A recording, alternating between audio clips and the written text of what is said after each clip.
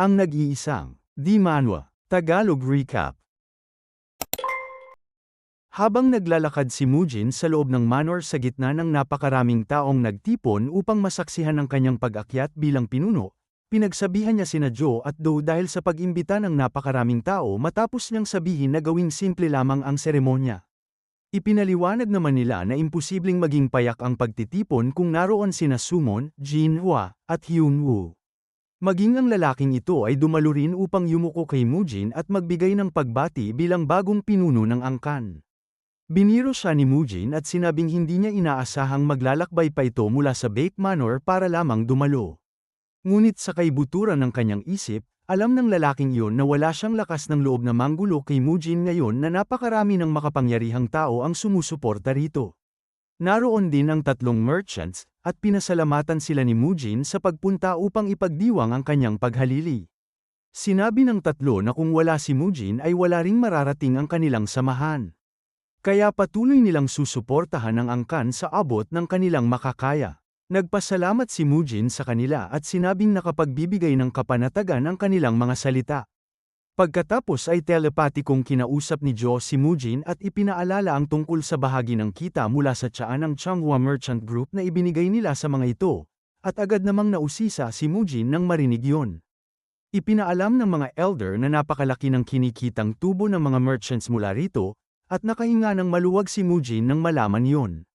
Sinabi naman ng mga merchants na naghanda sila ng regalo para sa kanya, at nang tanungin niya kung ano yon, ibinunyag nilang isa itong lesser purifying pill, na sinasabing nakapagdaragdag ng 20 taon ng inner energy. Lubos na nabigla si Mujin nang marinig yun at agad niyang kinuha ang kahon ng pill, tiniyak sa kanila na magagamit niya ito ng maayos. Nang matapos ang lahat ng pagbati at formalidad, opisyal nang sinimulan ang ikatlong seremonya ng paghalili ng Flamehua clan. Tahimik na nangako si Mujin na gagawin niyang pinakadakilang angkan sa buong Sichuan ang Flamehua clan, at hanggang sa panahong yun ay hihiramin lamang niya ang katawan ni Mujin. Tunay ngang kahanga-hanga ang naging kapalaran ni Mujin, na dating itinuturing na basura ng pamilya, ngunit nakatagpo ng isang makalangit na tadhana na nagbigay daan upang makapasok si Jongchon sa kanyang katawan. Matapos ang seremonya ng paghalili, naging maayos ang lahat, at bumalik si Mujin sa kanyang karaniwang schedule ng araw-araw na pagsasanay. Habang nasa kalagitnaan siya ng isa sa mga pagsasanay na yon, nilapitan siya ng dalawang elder ng angkan at sinabihan siyang panahon na upang magtungo sa Mount Song. Nagtaka si Mujin at nagtanong kung bakit pa niya kailangang pumunta sa Mount Song, at tinanong naman siya ng mga elder kung wala ba siyang interes na masaksihan ang Orthodox Murim Tournament. Tuluyang nalito si Mujin nang marinig yon. Ang tinutukoy na torneo ay ang pinakamalaking pagtitipon ng mga sekta ng Orthodox sa Central Plains, na ginaganap minsan kada 5 taon. Isa itong kompetisyon sa martial arts kung saan nagtitipon ang pinakamahuhusay na kabataang disipulo ng mga sekta ng Orthodox, at ang sinumang magwagi rito ay magkakamit ng napakalaking kayamanan at karangalan. Diretsahang sinabi ni Mujin na wala siyang interes dito dahil wala siyang nakikitang dahilan kung bakit niya gugustuhing panoorin ang ganoong torneo. Ngunit ipinaliwanag ng mga elder na magiging napakagandang karanasan yun para kina Dujin at Soyun upang matuto. Idinagdag pa nila na labis na interesado ang dalawa sa Murim Tournament, at nang marinig yun ni Mujin ay agad siyang nag-alala. Kaagad niyang binago ang kanyang isip dahil alam niyang magiging mabuting karanasan at inspirasyon ito para kina Dujin at Soyun. Hindi nagtagal, naghanda sila ng karwaheng sasakyan patungong Mount Song. Bago umalis, inutusan ni Mujin si Du na agad magpadala ng carrier pigeon sakaling may mangyari. Sina Mujin at ang mga bata ay sasamahan ni Nosak, Jin Hwa, at Hyun Woo bilang escort. Samantala, ang mga kaaway ni Mujin ay nakapaghanda na ng pananambang sa sandaling malaman nilang papunta siya sa Mount Song. Habang nagpapatuloy ang paglalakbay, napansin ni Mujin kung gaano kasaya ang kanyang mga kapatid sa buong biyahe, kaya sinabi niya sa kanila na sana ay sinabi nila ng mas maaga kung ganoon sila kasabik na pumunta sa torneo. Nagsalita si Jin Hwa tungkol sa gaanang kanyang pakiramdam nang makitang masaya ang mga bata, at sinabi rin niyang natutuwa siyang maglakbay patungong Mount Song dahil yun din ang unang beses niya roon. Pagkatapos ay bumaling si Mujin kay Hyun Woo at tinanong kung bakit wala itong sinasabi gayong may kinalaman ang torneo sa Shaolin Temple. Sumagot si Hyunwoo na hindi naman siya mamimiss ng Shaolin Temple at ibinunyag na ang tanging mahalaga sa kanya ay makita ang paglaki at pag-unlad ni Doojin. Pagkatapos ay tinanong nina Soyeon at Doojin ang kanilang mga master kung may iba pa bang gagamit ng mga teknik na katulad ng sa kanila sa torneo, ngunit tiniyak ng kanilang mga master na sila lamang ang makakagawa ng ganoong mga teknik. Biglang nakaramdam si Mujin ng bloodlust na sumusunod sa kanila, kaya agad niyang sinabihan si Nosak na maghanda. Gaya ng kanyang inaasahan, may 30 mandirigmang nakasakay sa likuran nila, at mayroon ding 2 kahina-hinalang tao na naghihintay sa unahan. Dahil dito, nakumbinsi ang pinuno ng pangkat ng mga kalaban na wala ng pag-asang makatakas si Mujin. Sa unahan ng karwahe ay naroon ang 2 baliw na lalaking nagsunog ng karwahe ng isang merchant upang harangan ang daan. Habang pinaglalaroan nila ang kawawang merchant, ipinakilala nila ang kanilang sarili bilang Fire Shadow Twin Elders. Nangako silang papatayin nila ang merchant nang walang sakit, ngunit sa halip ay pinunit nila ang ulo nito habang dinudurog yun gamit ang kanilang pangit na mga kamay. Ang kambal na may pulang buhok ay si Chung Yun-gun, habang ang may puting buhok naman ay si Cho Gae-ak. Nang makalapit ang karwahe sa lugar kung saan nagliliyab ang apoy, naramdaman ng lahat ng nasa loob ang matinding bloodlust na nagmumula sa bawat direksyon. Hinawakan ni Mujin ang kanyang espada at sinabihan ang lahat na manatili sa kanilang kinaroroonan habang siya ang haharap sa sitwasyon. Nagulat ang kambal nang makitang iisang tao lamang ang bumaba mula sa karwahe, dahil ang impormasyong natanggap nila ay higit sa 4 ang sakay nito. Lumakad si Mujin pasulong at tinanong ang kambal kung sino sila at kung bakit nila hinaharangan ang daan. Tinanong naman siya ng kambal kung siya ba ang tinatawag na Hidden Dragon, at sa sandaling marinig yun ni Mujin. Agad niyang naisip na ipinadala ang 2 ng Crescent Moon Sword Sect.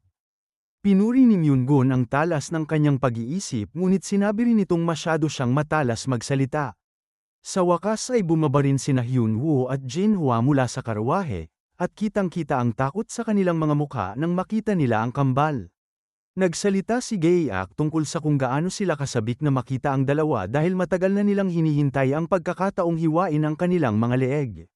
Pagkatapos ay sinabi ni Hyunwoo kay Mujin na ang kambal ay mga master ng unorthodox path na gumagamit ng sorcery. Ngunit naniniwala siyang kaya nila itong talunin kung magsasama sila ng lakas. Bigla namang dumating ang 30 mandirigmang sumusunod sa kanila, na lalo pang nagpahirap sa sitwasyon. Nabigla sina Hyunwoo at Jinhwa at nagtanong kung kailan pa dumating ang mga mandirigmang yon. Si Mujin naman ay hindi nagulat dahil matagal na niyang alam ang presensya nila. Sina Doojin at Soyeon lamang ang naiwan sa loob ng karwahe, at nang makita nila kung paano lumalala ang sitwasyon, naunawaan nilang kailangan nilang manatiling nakatago. Nag-alok sina Jinhwa at Hyunwoo na ilihis ang atensyon ng mga kalaban upang makatakas sina Mujin at ang iba. Ngunit ipinaalam ni Mujin sa kanila na hindi nila matatakasan ang mga ito habang nakasakay sa karwahe. Pagkatapos ay tinanong niya ang dalawa kung kaya nilang pigilan ang kambal sa loob lamang ng 30 minuto. Dahil 30 minuto lamang ang hinihingi niya, sinabi ni Hyunwoo at Jinhwa na kaya nila yon. Sinabi naman ni Mujin na siya ang bahala sa mga mandirigmang pumapalibot sa kanila at babalik siya upang patayin ang kambal. Nagulat sina Hyunwoo at Jinhwa nang marinig yon dahil hindi man lamang nila iniisip na posible yon.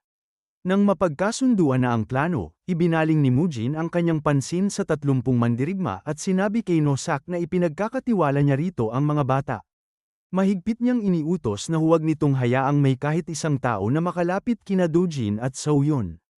Samantala, naniniwala ang pinuno ng 30 mandirigma na magiging napakadaling misyon nito. Kaya agad niyang inutusan ang kanyang mga tauhan na salakayin si Mujin. Malakas niyang isinigaw ang isang formation order, at napahalakhak si Mujin nang marinig yun dahil napagtanto niyang wala talagang ideya ang mga mandirigmang ito kung sino ang kanilang kaharap. Pagkatapos ay pinakawalan niya ang napakalakas na bloodlust na nagpadala ng matinding panginginig sa kanilang mga gulugod. Napakabigat ng kanyang aura na maging ang kambal ay napilitang kilalanin siya. Dahil ang kanyang bloodlust ay kahalintulad ng sa isang dakilang unorthodox martial artist kahit hindi pa siya ganap na nasa hustong gulang. Si Hyunwoo ang unang kumilos at pinakawalan ang 100-step Divine Fist Strike na nagpadala ng napakalakas na alon ng puwersa patungo kay Gae-ak. Nagawa ni Gae-ak na harangin ang pag-atake, ngunit napaatras siya. Tinignan niya ang kanyang arm guard at nagulat nang makitang may gasgas ito, patunay kung gaano kalakas ang naturang atake. Humanga si Myung-gun dahil nakilala niya ang teknik, ngunit si Gae-ak naman ay labis na nainis.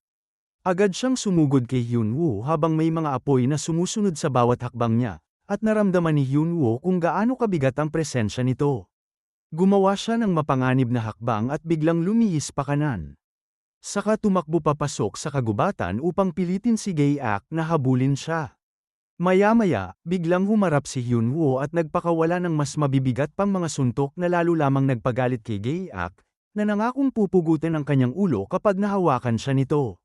Habang abala si Hyun-woo kay Gae-ak, alam ni Jinhwa na siya naman ang kailangang humarap kay Myung-gun. Tinukso siya ni Myung-gun at sinabing tumanda na siya mula nang huli silang magkita. Agad naman siyang gumanti at sinabing napakapangit pa rin ang mukha nito. At kahit inakala niyang mamamatay itong mag-isa, mukhang nakahanap pa ito ng kapwa basurang kasing pangit niya. Sapat na yon upang magalit si Myung-gun, kaya lalo niyang pinalakas ang kanyang apoy habang naghahanda laban kay Jinhwa. Kumuha rin si Jinhwa ng kanyang posisyon at tinanong kung talagang iniisip nitong kaya siyang talunin. Sumugod si Myung-gun, ngunit nasalag ni Jinhwa ang atake gamit ang kanyang palm technique. Samantala, nanatiling nakatayo si Mujin ng 1 minuto. At nang makita niyang walang gustong umatake sa kanya, siya na mismo ang kumilos. Ang lalaking nasa unahan ang unang nawala ng buhay bago pa man makakurap. Sunod-sunod niyang pinuntirya ang iba habang binibilang ang bawat isa na kanyang pinababagsak. Nagpakawala siya ng mabibigat na hiwa na pumuputol ng mga ulo at maging ng mga tiyan, na naglalabas ng mga laman loob sa hangin. Nataranta ang pinuno ng mga mandirigma ngunit pilit pa ring pinanatili ang kanyang kalmado. Sumigaw siya sa kanyang mga tauhan na bumuo ng pormasyon at pabagsakin si Mujin dahil isa lamang itong tao. Ngunit sa puntong yon, labis nang nag-e-enjoy si Mujin kaya tumigil na siya sa pagbibilang at ibinuhos na lamang ang kanyang atensyon sa pagpapadala sa kanila sa kabilang buhay. Rumagasa siya sa gitna ng grupo gamit ang kanyang napakalaking espada, hinihiwa sila ng parang mga baguhan lamang. Isa sa kanila ang lubhang minalas at nahati mula baywang paitaas. Ngunit naniniwala pa rin ang pinuno na matatalo nila si Mujin basta manatili lamang sila sa kanilang hangal na pormasyon at sabay-sabay umatake. Hindi niya maintindihan kung bakit napakahirap para sa mga first-rate warriors na pabagsakin ang isang tao lamang. Nang makita niyang palala ng palala ang sitwasyon, inutusan niya ang ilan sa kanyang mga tauhan na iwan si Mujin at ituon ang kanilang pansin sa karwahe upang patayin ang mga kapatid nito. Kinilala nila ang utos at agad na sumugod patungo sa karwahe. Ngunit matatag na humarang si No-sak at naghanda upang ipakita kung bakit siya ang inatasang magbantay sa mga bata. Sabay-sabay siyang inatake ng mga ito, ngunit napigilan niya ang kanilang pagsulong gamit ang kanyang mahabang sandata. Isa sa kanila ang nabasag ang ulo matapos tamaan ng sandata ni No-sak, at doon nila napagtantong hindi siya madaling kalabanin. Nagsimula namang magyabang si No-sak, ikinukwento kung paano siya isa sa 4 na haligi, at maging ang mga bata ay napilitang takpan ang kanilang mga ulo dahil sa sobrang nakakailang niyang mga salita. Sa pamamagitan ng kanyang walang ingat ngunit mabangis na pagsugod, naitulak niya paatras ang mga kalaban, ngunit bigla na lamang may 2 palasong dumating mula sa kaliwang direksyon at tumama sa kanyang balikat. Lumingon siya at nakita ang 2 mamamanang nakapwesto roon. Ang pakay sana ng mga ito ay ang kanyang ulo, ngunit sa balikat siya tinamaan. Dahil sa tulong ng mga arkero, nagsimulang bumaligtad ang takbo ng laban at muling sumugod ang mga mandirigma kay No-sak. Nataranta siya dahil unti-unti na siyang natatabunan ng kanilang bilang. Ngunit sa isang iglap, dumaan si Mujin na parang kidlat at hinati sa 2 ang mga arkero bago niya ginawa rin yun sa mga mandirigmang sumusubok lumusab kay No-sak. Napakabilis ni Mujin na kahit ang kanyang mga kapatid ay hindi man lamang siya nakita ng malinaw. Sumigaw ng buong lakas ang pinuno ng pangkat, inuutos sa kanyang mga tauhan na ipagpatuloy ang pag-atake, ngunit bago pa niya namalayan, nasa harapan na niya si Mujin at pinugutan siya ng ulo. Samantala, sa laban ni Jinhwa at Myung-gun, ginagawa ni Jinhwa ang lahat upang maitaboy ang kanyang kalaban, ngunit sadyang napakalakas ni Myung-gun. Tinutuya siya nito at tinatanong kung nag-aksaya lamang ba siya ng panahon sa lahat ng mga taong lumipas. Nagalit si Jinhwa at gumamit ng mas makapangyarihang palm technique, ngunit tila lalo lamang nitong pinasigla si Myung-gun. Sa kabilang panig naman, nawala ang bentahe ni Hyunwoo at nabigyan si Gae-ak ng pagkakataong sunggaban siya at malakas na ihampas sa lupa. Agad na pinakawalan ni Hyunwoo ang kanyang teknik. Ngunit madaling naiwasan ni Gae-ak ang lahat ng iyon habang sinasabing hindi na niya hahayaang tamaan pa siya muli. Tuluyang dinaig ni Gae-ak si Hyunwoo at sinuntok ng malakas sa dibdib. Napakalubha ng tama kaya napasubo ng dugo si Hyunwoo. Matapos mabasag ang kanyang dibdib, sinunggaban siya ni Gae-ak at ibinato sa malayo na para bang wala siyang timbang. Samantala, malapit nang madaig ni Jinhwa si Myungun gamit ang isang makapangyarihang teknik nang makita niyang itinapon si Hyunwoo sa lupa na parang basurahan lamang. Nawala ang kanyang pokus sa sandaling iyon, at sinamantala ito ni Myungun upang sapakin siya sa tiyan bago marahas na ihampas ang kanyang ulo sa lupa. Malapit nang wakasan ng dalawa ang kanilang buhay nang biglang dumating si Mujin at hinarang ang pag-atake ng mga kalaban. Sinipa niya si Gae-ak palayo habang siya naman ang humarap kay Myungun. Sumugod si Gae-ak mula sa likuran upang salakayin siya nang hindi niya namamalayan, ngunit mabilis itong napansin ni Mujin at pinabayaran niya ito ng mahal sa isang iglap. Bago pa man makakurap si Gae-ak, naputol na ni Mujin ang kanyang kaliwang braso. Mabilis na ginamit ni Gae-ak ang isang healing technique sa sarili upang pigilan ang tuluyang pag-agos ng dugo mula sa kanyang naputol na braso. Samantala, inalalaya naman ni Jinhwa si Hyunwoo upang makatayo at sinabihan itong magpakatatag. Tumingin si Mujin sa kambal at sinabi na marahil ay masyado niyang napaaga ang paggamit ng kanyang teknik kaya kamay lamang ni Gae-ak ang kanyang naputol, ngunit tiniyak niyang sa susunod niyang pag-atake ay ang kanilang pangit na mga ulo na ang kanyang puputulin. Lumingon si Myungun at hindi maitago ang pagkagulat nang malaman niyang mag-isa lamang na nilipol ni Mujin ang 30 first-rate warriors. Pinuri niya ang lakas ni Mujin, ngunit galit na galit si Gae-ak at sinabihan si Myungun na tigilan na ang paglalaro dahil ang nais lamang niya ay putulin ang ulo ni Mujin. Sumang-ayon si Myungun at nagsimulang tipunin ng dalawa ang kanilang kapangyarihan, isang bagay na matagal na nilang hindi ginagawa. Nang makita ito ni Jinhwa, agad niyang napagtanto na ilalabas na ng kambal ang kanilang tunay na lakas.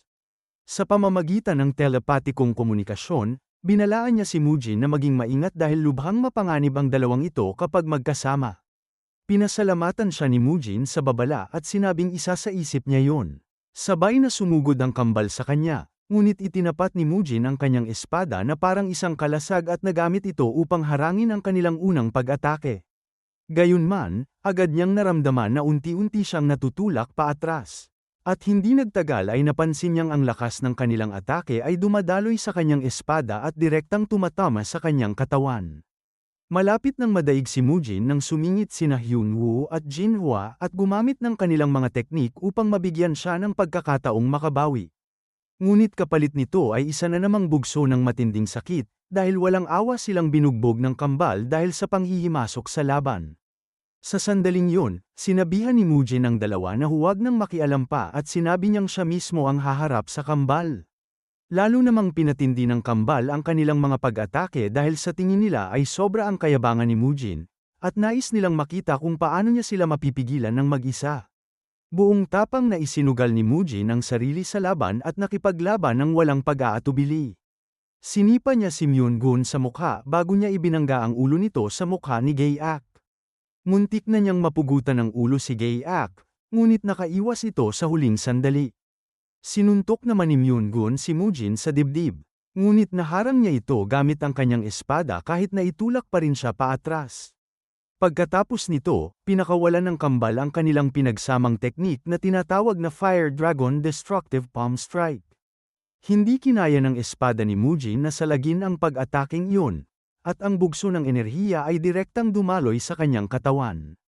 Lumipad si Mujin ng malayo at isang puno lamang ang nakapigil sa kanyang paglipad. Ngunit mas lalong naging delikado ang sitwasyon nang magsimulang magliyab ang kanyang dibdib. Nang makita ito ni Hyunwoo at Jinhwa, agad silang nataranta dahil alam nila ang mabigat na kahihinatnan ng nangyayari kay Mujin. Bumagsak si Mujin sa kanyang mga tuhod at agad niyang naramdaman ang enerhiya ng apoy na gumagalaw sa loob ng kanyang katawan. Alam niyang kung hindi niya ito mapipigil, masusunog siya mula sa loob palabas.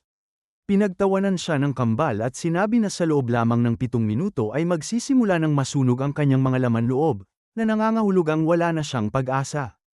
Iminungkahi pa ni Gaeak na pagkapira-pirasuhin muna nila si Mujin, ngunit sa halip na matakot, lalo lamang nitong pinasiklab ang kanyang fighting spirit. Sabay na sumugod ang dalawa gamit ang kanilang makapangyarihang palm technique, ngunit sinalubong yun ni Mujin gamit ang kanyang kanang kamay at pilit silang pinigilan.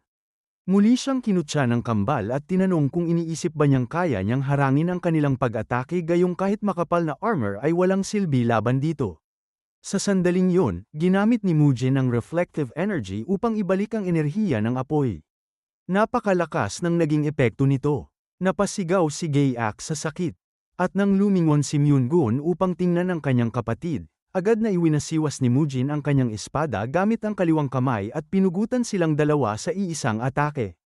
Lahat ng nakasaksi ay lubos na natigilan sa kanilang nakita, ngunit sa kabila nito ay nagsisimula na ring mag-ugat ang enerhiya ng apoy sa katawan ni Mujin. Umubos siya ng dugo na tila apoy mismo, at agad na nagsimulang tumakbo papunta sa kanya ang kanyang mga kasama. Gayunpaman, pinigilan ng dalawang elder ang mga bata at sinabing huwag silang lalapit dahil maaaring kumalat sa kanila ang enerhiya ng apoy kung hindi sila mag-iingat. Walang magawa sina Dojin at Soyun kundi panoorin ang kanilang kuya habang naghihirap sa sakit. Hirap na hirap si Mujin habang inuutusan si Nosak na kunin ang lesser purifying pill mula sa kanyang bag. Agad namang kinuha ni Nosak ang gamot, at walang pag-aatubiling nilunok yun ni Mujin. Sinabi niya sa kanila na kailangan niyang alisin ang enerhiya ng apoy sa kanyang katawan kaya dapat nila siyang bantayan habang ginagawa niya ito. Inutusan niya silang palibutan ang lugar at siguraduhing nababantayan ang lahat ng direksyon. Ngunit mahigpit niyang sinabi na huwag silang lalapit. Umupo si Mujin sa posisyong pang-cultivation at agad niyang napagtanto kung gaano kalubha ang kanyang kalagayan. Nauunawaan niyang anumang karagdagang pagkaantala ay maaaring makapinsala sa kanyang meridian. Kaya ginamit niya ang inner energy ng lesser purifying pill upang supilin ang enerhiya ng apoy. Sa pamamagitan ng pagtipon ng lahat ng enerhiya ng apoy sa kanyang gitnang core, nagawa niyang ilabas ito sa kanyang bibig na tila isang dragon na bumubuga ng apoy. Matapos maalis ang lahat ng enerhiya ng apoy sa kanyang katawan, nawalan siya ng malay. Agad siyang sinuri ni Hyunwoo at kinumpirmang wala na ang enerhiya ng apoy, ngunit iminungkahi naman ni Jinhwa na magtungo sila kaagad sa Ganlo. Binuhat ni Nosak si Mujin at isinakay siya sa karwahe. Habang naglalakbay sila patungong Ganlo, kitang-kita ang pag-aalala ni Dojin at Soyun kung magiging maayos ba ang kanilang kuya. Samantala, hindi pa rin makapaniwala sina Hyunwoo at Jinhwa na nagawa ni Mujin na mag-isang talunin ang dalawang napakadelikadong demonic martial artists. Makalipas ang ilang araw, sa infirmary ng Ganlo County, pumasok sina Dojin at Soyun sa silid ni Mujin dala ang pagkaing inihanda para sa kanya, ngunit laking gulat nila nang mapansing wala siya roon.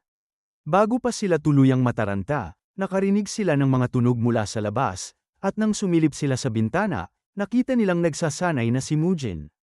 Walang tigil niyang iwinawasiwas ang kanyang malaking espada habang tumutulo ang pawis sa buong katawan niya.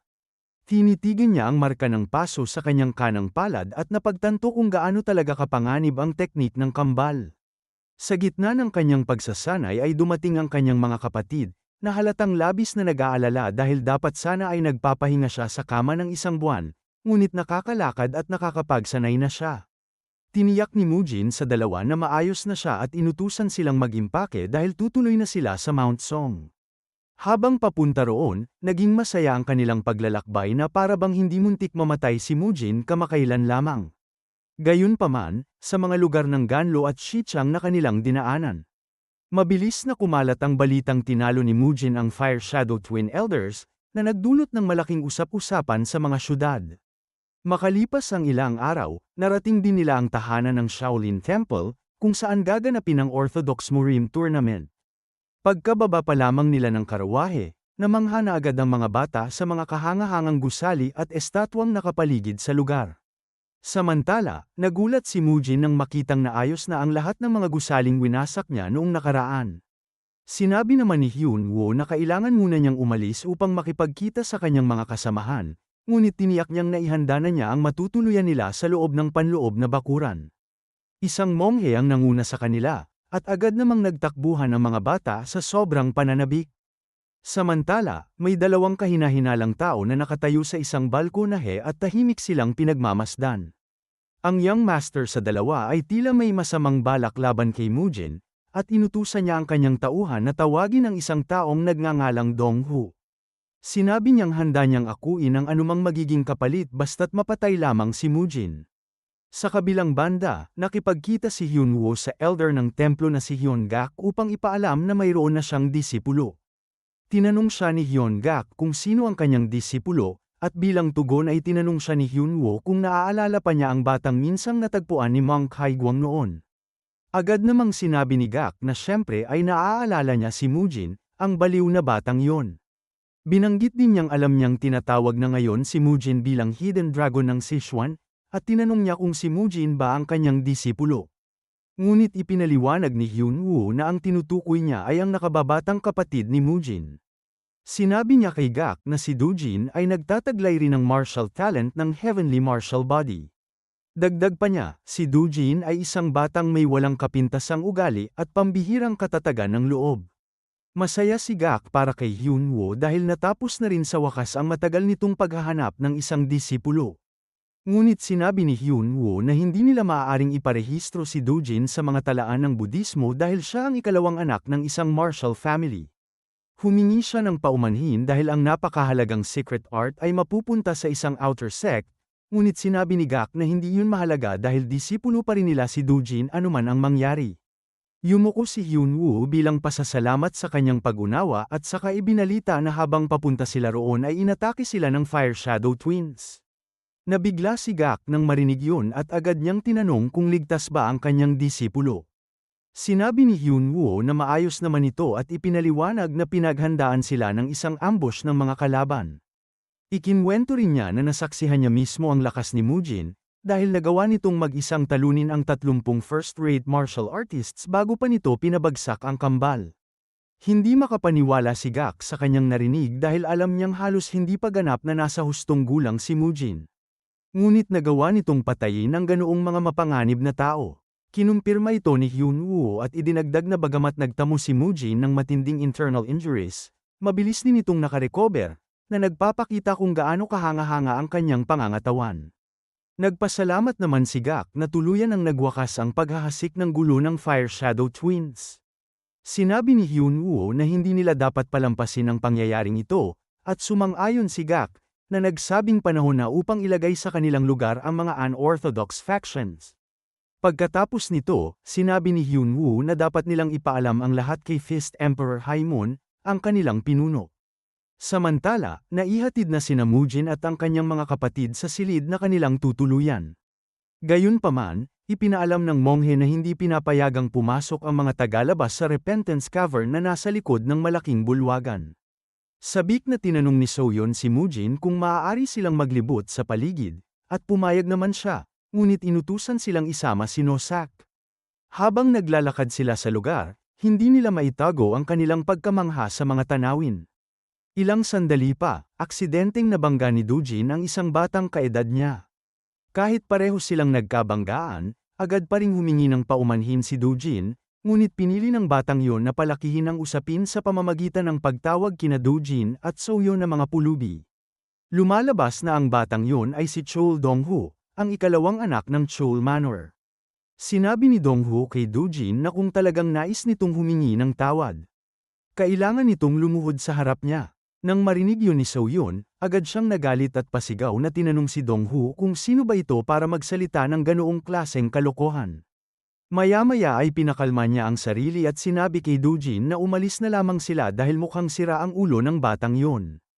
Ngunit nang nakatalikod si Soyeon, bigla siyang inatake ni Donghu. Mabuti na lamang at agad na naharang ni Soyeon ang pag-atake nito. Sinubukan ni Doojin na makipagsuntukan kay Donghu, ngunit siya mismo ang naitulak paatras. Ngumiti si Donghu at pinuri si Doojin dahil nagawa nitong harangin ang kanyang pag-atake. Sa sandaling yun, dumating ang mga bodyguard ni Donghu at pasigaw na tinanong si Doojin kung saan siya kumuha ng lakas ng loob upang magtaas ng kamay laban sa kanilang young master.